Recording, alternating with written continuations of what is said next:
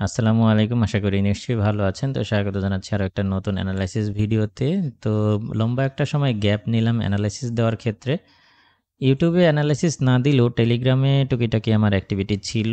আ এই সময়টাতে মার্কিন-চীন বাণিজ্য আলোচনা সহ ইউকের বাণিজ্য চুক্তি সহ বেশ কিছু বিষয়ে গুরুত্বপূর্ণ বিষয়গুলোতে আমি টেলিগ্রামে আপডেট দিয়ে গেছি। যারা টেলিগ্রামে কানেক্টেড আছেন তারা এই সম্পর্কে জানেন এবং এই তথ্যগুলো পেয়েছেন। তো যেমনটা বলছিলাম যে মার্কিন-চীন বাণিজ্য চুক্তির কারণেই গোল্ড আসলে কিছুটা ডাউন ট্রেন্ডে মুভ করতেছে। তো আমরা দেখার চেষ্টা করব গোল্ড কি আরও ডাউন হবে নাকি আবারও বুলিশ ট্রেন্ড কন্টিনিউ করবে। তো এই বিষয়টাই দেখার চেষ্টা করব আজকের ভিডিওতে। তো আমরা যদি দেখি তাহলে প্রথমেই ইকোনমিক ক্যালেন্ডারটা যদি দেখে আসি তাহলে দেখতে পাচ্ছি আজকের দিনে বেশ কিছু গুরুত্বপূর্ণ ডেটা রিলিজ হবে, বিশেষ করে সিপিআই ডেটা। তো সিপিআই ডেটার দিকে যদি আমরা লক্ষ্য করি তাহলে আমরা দেখতে পাচ্ছি যে কোর ইনফ্লেশন ইয়ারলি যেটা অপরিবর্তিত থাকবে বলে প্রত্যাশা করা হচ্ছে, কিন্তু ইনফ্লেশন রেট মান্থলি যেটা সেটা কিছুটা বাড়ার প্রত্যাশা করা হচ্ছে। -0.1 থেকে 0.3% প্রত্যাশা করা হচ্ছে এবং একই সাথে কোর ইনফ্লেশন মান্থলি যেটা এটাও কিন্তু 0.1% থেকে 0.3% বাড়ার প্রত্যাশা করা হচ্ছে। অন্যদিকে আমরা যদি দেখি ইনফ্লেশন রেট ইয়ারলি এটাও অপরিবর্তিত থাকবে 2.4% থেকে 2.4%ই অপরিবর্তিত থাকবে বলে লক্ষ্য করা যাচ্ছে।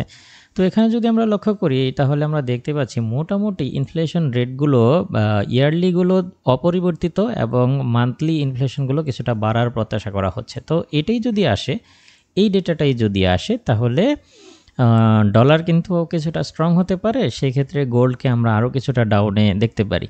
এখন প্রশ্ন হচ্ছে যে এটা আসবে কি না? হ্যাঁ, এটা আসতে পারে, কারণ বেশ কিছু ঘটনা ইতিমধ্যেই ঘটেছে যেটা আপনারা নিশ্চয়ই জানেন। তাতে করে ইনফ্লেশন বাড়লে আসলে অবাক হওয়ার মতো কিছু থাকবে না। তো এটা আসতে পারে এবং কি এর থেকে বেশিও আসতে পারে, তাহলেও অবাক হওয়ার মতো কিছু হবে না। এখানে যেমন -0.1 থেকে 0.3% আশা করা হচ্ছে, এটা যদি এর থেকেও বেশি আসে তাহলেও অবাক হব না আমি। তো এই হচ্ছে ব্যাপার। তো সেই হিসেবে আমরা যেটা দেখতে পাচ্ছি যে গোল্ড এই মুহূর্তে আমাদের ডাউন ট্রেন্ড, এই ডাউন ট্রেন্ডে চলতেছে গোল্ড। আমরা যদি এখানে একটু টেকনিক্যালি গোল্ডের বর্তমান পজিশনটা দেখি তাহলে আমরা দেখতে পাচ্ছি যে গোল্ড স্ট্রংলি ডাউন হচ্ছে এবং এখানে লক্ষণীয় বিষয় যেটা, যে এই যে ডাউন হয়েছে এটা কিন্তু এখন পর্যন্ত উল্লেখযোগ্যভাবে টেকনিক্যালি কারেকশন আসে নাই। তো সেই হিসেবে একটা টেকনিক্যাল কারেকশন আসতে পারে, তবে কিছুটা ডাউনেই মুভ করবে, এটাই হচ্ছে মূল ব্যাপার। তো টেকনিক্যাল কারেকশন কতটুকু আসতে পারে এটা আমরা বোঝার চেষ্টা করব। আপনারা যদি লক্ষ্য করেন তাহলে দেখবেন আমাদের গুরুত্বপূর্ণ গতকালকে মার্কেট বেশ খানিকটা গ্যাপ দিয়ে ওপেন হয়েছে। এক্সনেক্স তারপরে আরও কিছু ব্রোকারে মার্কেট গ্যাপ দিয়েছিল।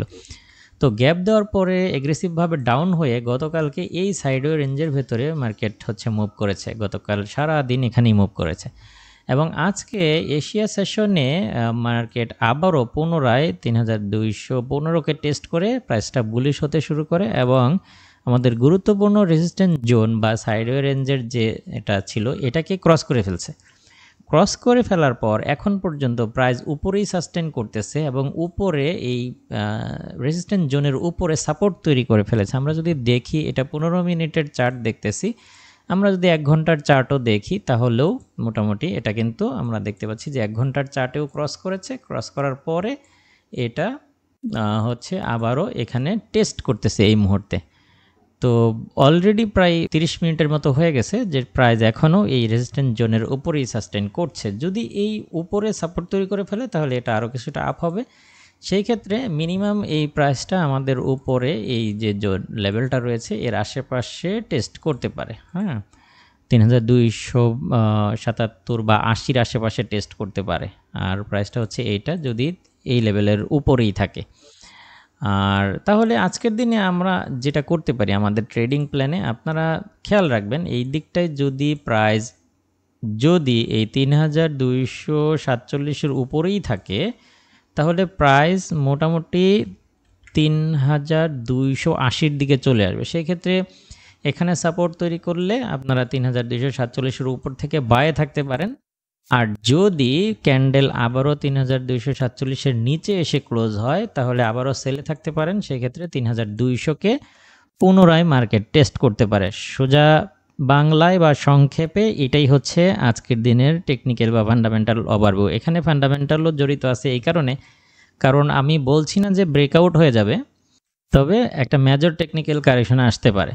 যদি আসে তাহলে এখানে এতটুকু যদি মুভমেন্ট করে, এই লসটুকু নেয়ার মতো সক্ষমতা অনেক ট্রেডারের নাই। তো সেই ক্ষেত্রে সতর্ক থাকবেন। বর্তমানে এখন পর্যন্ত দেখে যেটা মনে হচ্ছে যে ৩২৪৭কে রেসপেক্ট করতেছে মার্কেট। এখান থেকে রেসপেক্ট করলে এটা প্রাইস আবারও আপ হয়ে ৩২৮০-র দিকে চলে যাবে এবং এটা ক্রস করলে ৩২০০কে পুনরায় টেস্ট করবে। এটা নিউজ টাইমের আগে। সিপিআই ডেটার পরে আমরা পরবর্তীতে সিপিআই যদি বেশি আসে তাহলে মার্কেট অনেক ডাউন হয়ে যাবে, এটা মাথায় রাখবেন। তাহলে আপনারা এই অনুযায়ী আপনারা ট্রেডিং প্ল্যান সাজাতে পারেন। ৩২৮০-র দিক থেকে একটা সেল নিতে পারেন, যেটার স্টপ লস আপনারা দিবেন হচ্ছে ৩২৮০-র একটু উপরেই, ৩৯০-৯৫-এর দিকে স্টপ লস দিয়ে এর দিকটায় পেয়ে গেলে সেল নিতে পারেন। অবশ্যই চেষ্টা করবেন যে মার্কেট সেখানে গিয়ে কি রিঅ্যাক্ট করে, রিজেকশন দিচ্ছে কিনা ইত্যাদি বিষয়গুলো দেখার চেষ্টা করবেন। তো আশা করি বুঝতে পেরেছেন। মোটামুটি এই সেটআপ অনুযায়ী আপনারা আপনাদের ট্রেডগুলো খুব সুন্দরভাবে ম্যানেজ করবেন, এই প্রত্যাশায় আজকের ভিডিও এখানেই শেষ করছি। দেখা হবে নেক্সট ভিডিওতে। আল্লাহ হাফেজ।